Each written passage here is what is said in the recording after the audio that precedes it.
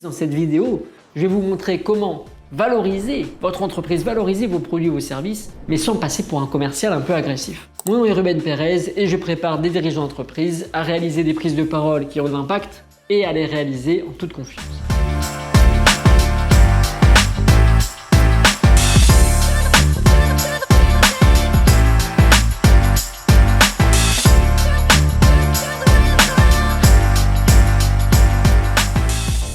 La semaine dernière, je reçois un texte d'un client et je sens immédiatement qu'il y a un problème. C'est un discours qui fait face à des partenaires qui doit durer 10-15 minutes. Je le lis et là je vois un discours commercial infusé dans un discours de remerciement. Et on le sent qu'il essaie de vendre ses produits, ses services et ça nous met un petit peu dans l'inconfort. Est-ce que j'écoute une présentation commerciale ou quelque chose qui se veut inspirant ?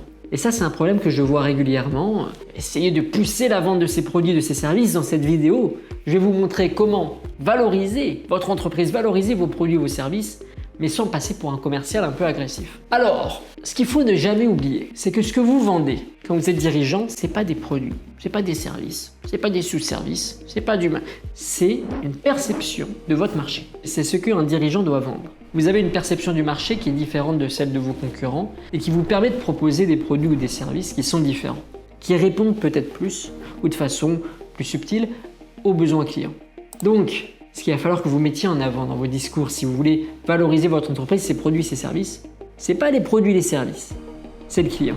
C'est extrêmement fort parce que on écoute toujours mieux quelqu'un quand il nous parle de nous.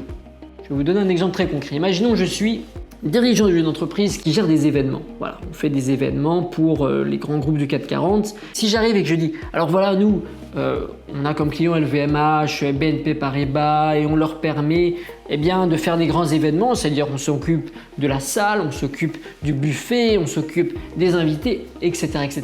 Non, trop commercial. J'ai pas envie d'écouter. Alors que si je parle de ma perception du marché et que je dis, vous avez dans des grands groupes, en général, un responsable événementiel qui doit gérer 10 événements dans l'année.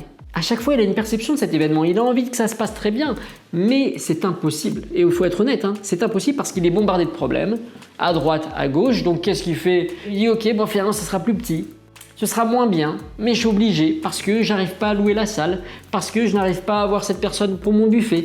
Et donc, ça finit tout ça par faire des événements qui ne marquent pas réellement. Nous, ce qu'on fait, c'est qu'on permet à cette personne de garder sa créativité et de prendre soin de tous ses problèmes. Vous voyez ?